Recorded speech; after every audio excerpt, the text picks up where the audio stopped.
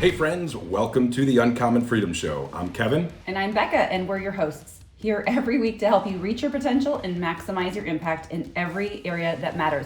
So let's get started. Yeah, almost every week. That's the goal here, but I know some of you, or if you're very literal like I can be at times, that's not a perfectly true statement, but we're working on it. But Beck, today is going to be an exciting show. Yes, it absolutely is. We're kicking off our brand new series. It's called the Summer Health Challenge, which I know you love, Kevin, because you're just a little bit competitive. Maybe just a little, but I also married a very kindred spirit when it comes to competition. But the reality is... Should we talk about our early... What's the sport we played in college together? Racquetball. Yes, racquetball. Let's take it back for a second before we get on with an R. It was kind of like the Aspen Preservation Society. Okay, little Dumb and Dumber throwback there. So yes, we're both competitive. We're both fairly type A firstborns. And so let's see, I didn't know how to play racquetball. My parents had played racquetball and handball growing up, and they always talked about how fun it was. Where did you learn to play racquetball? With my dad. Oh, my dad loved racquetball. He played it growing up. And when I was a teenager, my dad was a part-time professor at, I believe, Tri-C, which is where you started your college career. Tri-High. Yes. Tri-High. Shout out to. And they had racquetball college courts. So my dad would occasionally take David and I with him, and he kicked our butts, but we learned how to play racquetball. Very cool. Yeah. So when we first got married, we were 21. We lived in Corvallis, Oregon. We were going to college, and we call it living on love. We did not have any money.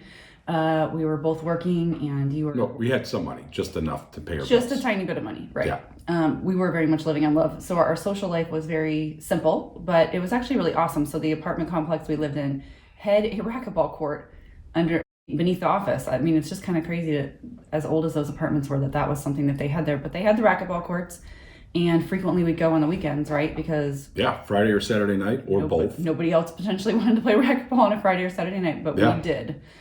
And you taught me how to play, and we had a lot of fun. And it also was a good way to work out some challenges in our marriage, some kinks in our marriage. Some conflict resolution. Resolution. Before we could afford counseling, we just played racquetball together. Well, we also learned that it's very important to wear protective eye gear when you play racquetball. Yep. It's also important to duck when your partner's swinging towards the ball and your back's in the way. Or the preferred method is that you not hit other people with the racket. Well, when said person is in the way and the ball is there and you're competitive and you want to hit the ball, then the other person has to move. So I think you needed to work on your cat-like reflexes. Well, like a good racquetball player, I had my eyes on the wall in front of me instead of looking behind me. Wait a minute. I was a good racquetball player because I was watching the ball when it hit me in the eyeball that one time, and I almost became blind because you didn't tell me how to play the game properly. Okay. We'll take extreme ownership. I had a lot to learn, and it was very irritating to me once we got going and we really got into a groove that I could not beat Kevin, and a couple times I got pretty close.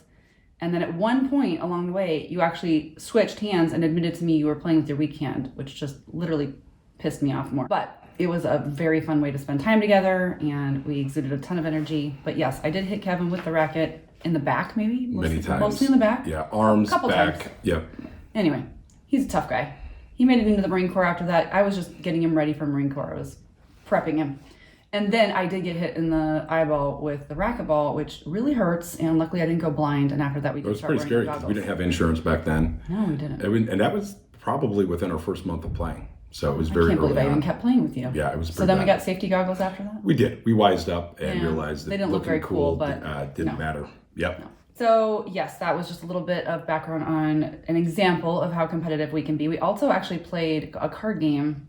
What was that called? Rummy. Super simple card Gunny game. Castleberry. We learned how to play that rummy when we were early married, and we literally played it for like years and years and years. We have a piece of paper that still exists today, almost 25 years later. This piece of paper with tally marks marking off all of the wins and losses for each of us. And we would just, like, whenever we were at home and we had some downtime, we were having a meal or something, we'd pull the cards out and play. So this is advice to all of you who are married or going to get married someday. We realize we're considered maybe old to you, but find activities that you like to do together. And it's way better than just going to dinner and a movie and not really having connection time. So part of the secret to our almost 25 years of wedded bliss, I think you'll agree, 100%, is definitely to find activities that you like to do together. Absolutely. Okay, back on track. So we're both competitive. And so whether you're feeling totally overwhelmed and you don't know where to start with improving your health, you've lost weight before but gained it back, or maybe you're fit and fabulous and you want to stretch yourself, this series is for everyone. So we're going to guide you through the most important topics to improve your health. Starting with the number one thing that we get asked about all the time as health coaches is, how can I lose weight for good? It's one thing to lose weight, it's another thing to lose it for good. Here's the good news, is that virtually anyone can do it, and it's actually very simple. But as we know, simple does not mean easy. If it was easy, I think Americans and the world would be full of healthy people. And unfortunately, obesity is going up in the world, and especially in America. We've been on a mission for 12 years, and we're even more passionate now to help turn the tide of that, especially in the next generation, because one of the things that breaks our heart as parents is to see children who come into families and just because of habits and lack of training or awareness or discipline, end up being obese children, and then they go into adulthood and it's really, really difficult to change habits. Yeah, the statistics on childhood obesity, it's almost like a death sentence. The good news is anyone can change, but at any point, the reality is you're really stacking the deck against your child if you raise them as an obese child. So we're really passionate about helping parents get healthy, because parents are the biggest influence on their kids when it comes to health. Yes. But as we get started talking about today's topic, I just want to share, we have so many stories that we could draw from, but I'm going to draw from a more recent, just dramatic success story, and just share a story about one of my clients, Bogdan, who actually I finally got to meet in person. I've been coaching him since before Thanksgiving of 2022. He started our plan and is down over 70 pounds. He started the plan right before the holidays, was super consistent, and 70 pounds is a massive, massive transition. We know that there's significant benefits to losing for every 50 pounds that someone loses. The statistic we've heard is that for every 50 pounds you lose, it adds 10 years of quality onto your life expectancy. So he's already likely enhanced quality life by more than 10 years. And one of the most awesome things for him is that he's actually at his healthiest adult weight. He's close to 40 years old, and he weighs less now as a 39-year-old, I believe is where he's at right now, than he did in middle school, which is absolutely mind-boggling. Middle school. And he really followed, the program that we coach people with, but he really, many of the things we're going to talk about are some of the key components that are part of the program we typically coach people with that have helped him be successful. And the really cool thing about Bogdan is that he's very focused. In fact, he was sharing with me that staying healthy kind of keeps him up at night. Like he has these recurring almost nightmares of putting his weight back on, which on the one hand might sound not like a good thing, but what I like about it is it shows just how important it is to him to stay healthy for the rest of his life. And super proud of him, and it's been an honor to coach him, and it's a lot of fun to develop a friendship with the people that we're able to help. Absolutely. We've created lots of friendships through the years, and my guess is over time, as he habit stacks himself and he starts to see that longevity piece, he'll become not relaxed might not be the right word, but more comfortable with the fact that he knows how to do it. Because like for you and I, same thing, we both got healthy about 12 years ago, and so many of the habits that we utilize are really second nature to us. And so it's actually much easier to be healthier now in our mid 40s than it was to be healthy in our early 30s, late 20s. Yeah, even 20s. Because the reality is the habits that we had in our 20s, basically we were young enough that our metabolism was still working for us, but it was not really setting us up for health. Yeah, I love to say that here I'm 46 and I'm healthier and leaner now than when I trained for and ran 2 full marathons and some half marathons back in my 20s.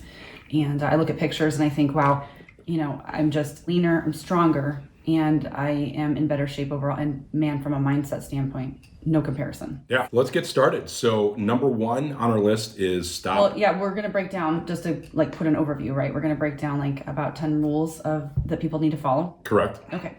So go ahead. Number 1. The first is to stop eating sugar and drinking alcohol. If you want to lose weight, sugar and alcohol are absolute killers of weight loss. Yes. And obviously the best thing would be to do this for the rest of your life. Now, is that realistic? For some people it is, and for other people maybe not, but for sure most people are consuming excessive amounts of this and on a consistent basis, and it's keeping them from being able to even lose weight because their body's constantly taking in more calories than it needs and empty calories. And then when we don't use it, it gets stored as fat. So that's and one. The thing to understand is that sugar is the first energy source our bodies use. So anytime you introduce sugar into your diet, that's what your body's going to use first. Most of us eat too much. It gets stored ultimately as body fat. And true confession time, this is the most challenging one for me. I do not struggle with alcohol.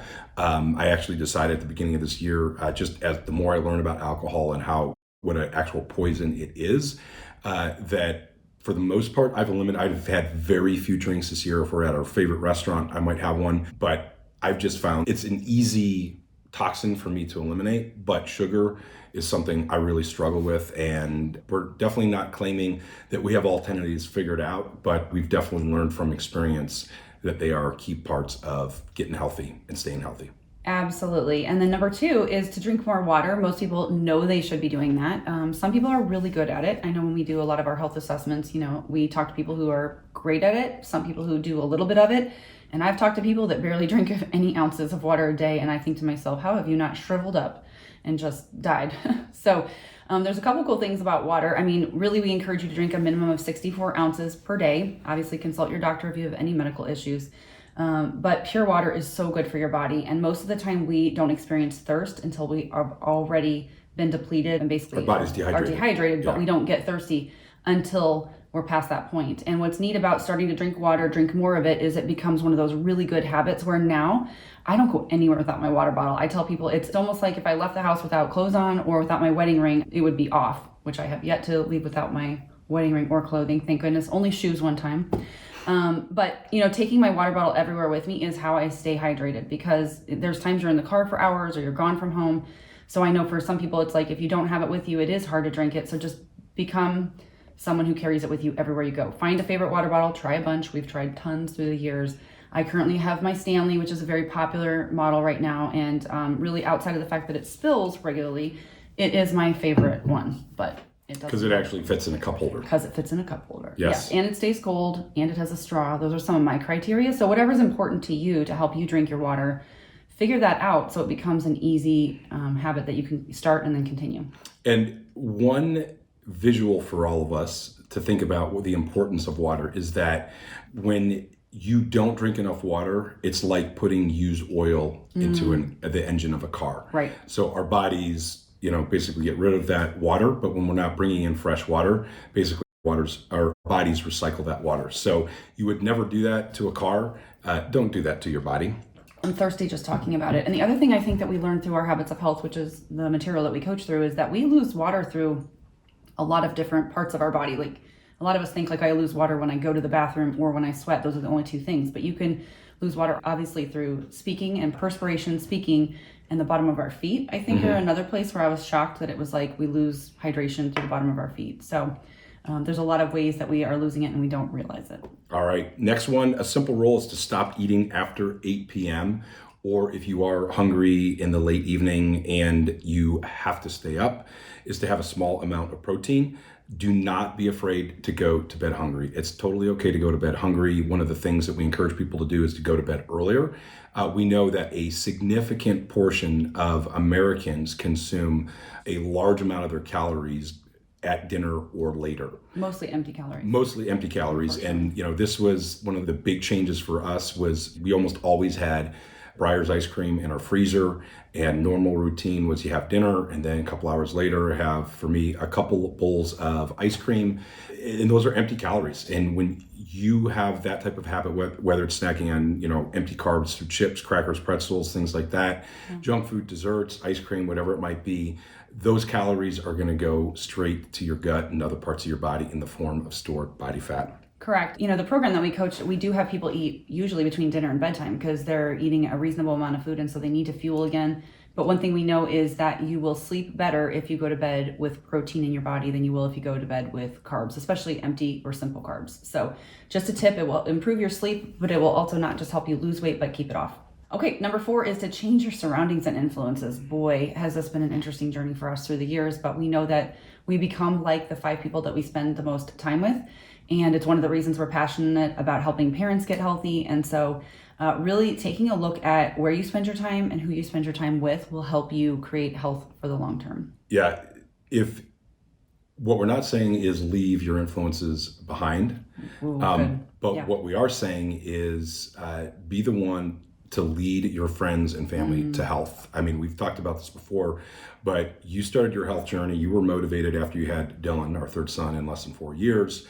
And I wasn't there. I wasn't ready yet, just emotionally, mentally. I didn't have the motivation to get healthy. Right. And you started your journey about 4 months before I did. I was not supportive, but you were the first. Supportive. I mean, you could have done more. Yeah, I mean, the reality is I continued to. You weren't trying to thwart me or anything. No, but I also could have done a much more supportive job. You could have. But you decided to get healthy. Your dad decided to get healthy.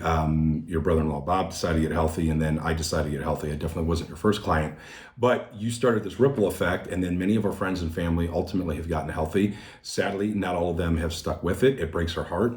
Yeah. But ultimately, we realized that if we continued to spend most of our time with unhealthy people who had unhealthy habits and were continuing to go down that path of disease, that it would impact us. And just like if you hang out with people who smoke cigarettes, you're probably going to end up a cigarette smoker. If you hang out with people who are bankrupt, you're probably going to end up bankrupt. Certainly, you're not going to end up wealthy because you don't have the right people influencing you. Right. It is so important. What we tell people is come on along for the ride, but what we're not going to do is go downstream with you. So. Exactly. And if your surroundings are, you're in places where there's constant temptation and unhealthy things, then it's time to change your surroundings the best you can. Maybe it's bringing something into, the break room at work that just provides a healthy snack for other people and it shows them that healthy food can taste delicious. Maybe it's taking your breaks outside and going for a walk. I know when I started spending time with friends, it was like, instead of always going out to eat, what else could we do? Could we go for a walk? Could we go for a jog? Could we go to the coffee shop instead and just have, a healthy version of coffee or something? So that's a really important one. If you don't change your surroundings, but you do make a choice for yourself, you will struggle to swim upstream. And so it's just an important piece to invite people to come along with you along the way. All right. Number 5 is to eat less calories than you burn each day. So what we've learned is that weight loss there's an element of a mathematical equation to it, but it's not a simple, constant mathematical equation. However, over the long haul, the reality is if you burn 2,000 calories a day and you consume even 2,050 calories a day, over time, you will put on excess weight in the form of body fat.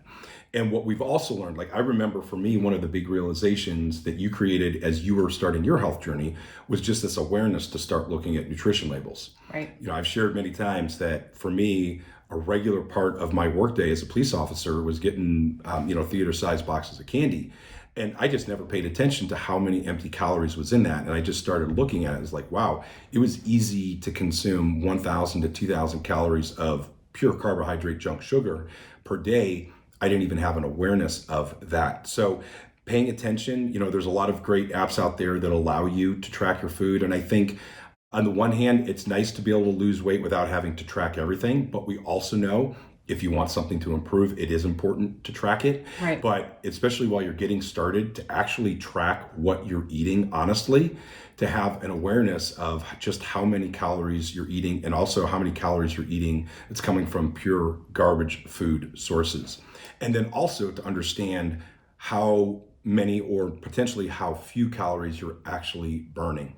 So just understanding that, because the analogy I like to use with my clients is that it's one thing to know how much money you have in your bank account. It's another thing to understand what your net worth is. So your net worth is all of your assets minus all of your liabilities. Right. So figuring out what your total daily energy expenditure is, that's kind of like knowing what your bank account is. But knowing what you're consuming is kind of like knowing your net worth.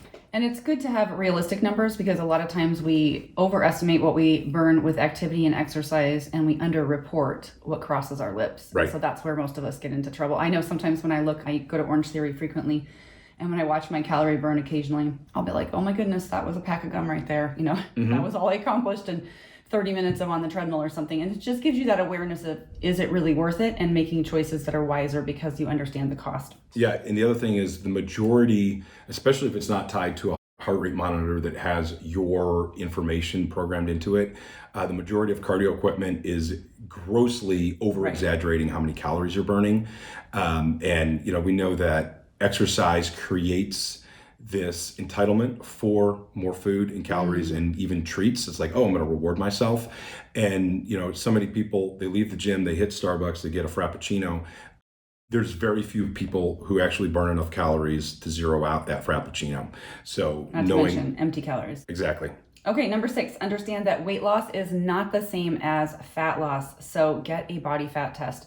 One of the things that we've transitioned in our own personal health is doing an in-body scan. We started doing it a couple years ago at a local place. Now we have one we can use here. And we actually recommend our clients go out and do this as well along the way on their journey, because we do want to help people lose fat. Fat is what is dangerous for most people. We need some fat on our bodies. Of course, fat is good for us if there's the right amount. But there's a lot of excess body fat, especially in the adipose tissue and around the center of your body, around your organs, that can be very dangerous and can cause a lot of health issues for you at some point along the way.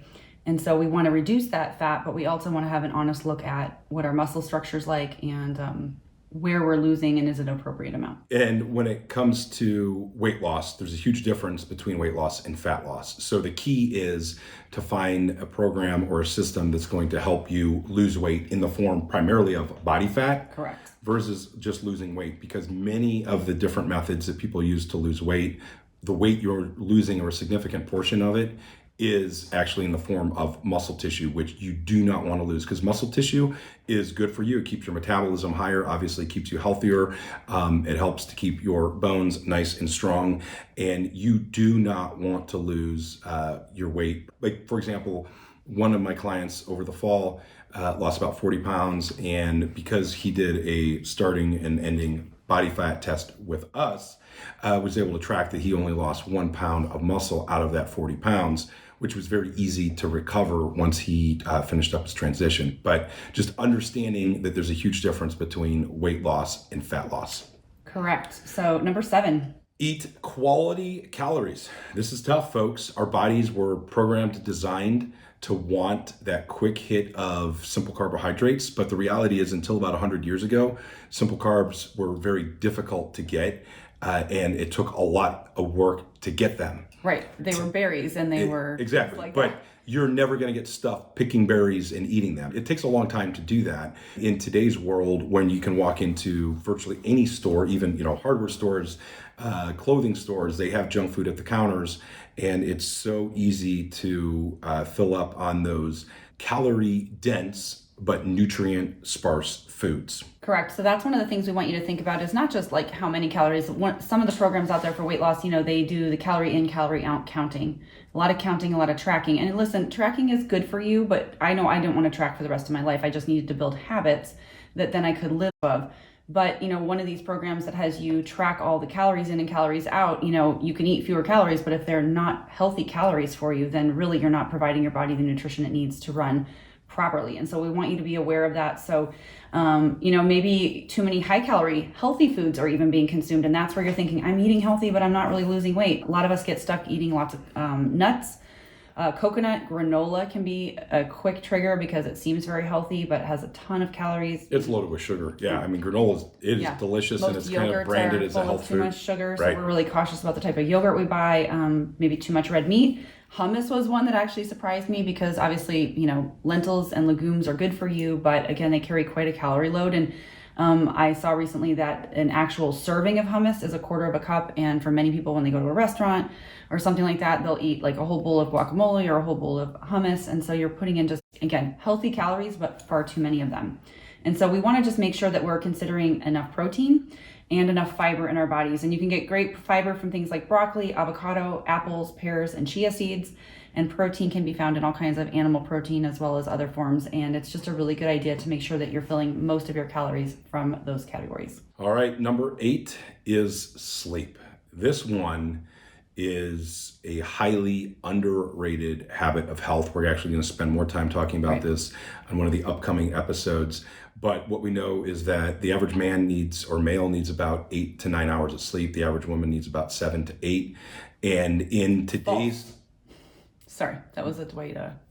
false. That was a Dwight Schrute from Office. Thank you. No, you might be right. I'm just saying, in my perspective, that's not right. Like, women should get at least as much, if not more. Okay. Got it. But it might not be medical science based. I'm just saying from experience. Yes. I would love to get more sleep. The problem is they have to adjust the numbers, because once you start having kids, men sleep through almost everything and women wake up for almost everything. And so I can't tell you the number of times the kids are like coming into the room. I can hear them like breathing from across the room, and then they're talking to me in this really loud voice, and you sleep through the entire thing. And I'm thinking, there's no way if they were talking to you on that side of the bed, I wouldn't have woken up and been awake for the next 3 hours. So there's no reason for me to get up at that point, because you're already going to be false. up. Another falsity. Keep going. All right. So many of us talk about, I only need 4 hours or 6 hours of sleep. We kind of wear it as a badge of honor. And the reality is it's not good for us. Our bodies heal primarily while we're sleeping. We basically process or digest stress hormones while we're sleeping. So getting an adequate amount of sleep. The other thing that's so important is to understand the impact of all of our electronics on the quality of our sleep, and also caffeine. We live in an over-caffeinated culture. Caffeine is actually something that I've never been a heavy user of it, but I've significantly almost reduced it from my diet right now as well, just because the more I learn about it, it's really not good for you. And we tend to consume too much too late in the day. Caffeine and electronics impact the quality of our sleep, even if you don't realize it. So things are happening at a cellular level while we sleep, or they're supposed to. And electronics and caffeine will interfere with those mechanisms, even if you don't realize it. So not just the number of hours, everyone, but is it restorative for your body? Correct. That's good. Okay, last one, number 9. Do more resistance training versus cardio. This was a hard transition for me. I have always been, I call myself a runner, probably more of a jogger. But again, I've run some different events and just always enjoyed running. It was like a way to clear my head, a great way to spend time with God and get some personal development done. It's been a difficult transition, but one that I've definitely seen as I've shifted to more of a high intensity types of workouts, modified amount of cardio, and then lots of strength training, that my body's transitioned into more muscle tone, really, and being able to just shape my body in a way that I feel comfortable in and makes me feel strong. So it's just important that we don't eliminate cardio, because your body needs it for your heart health, of course.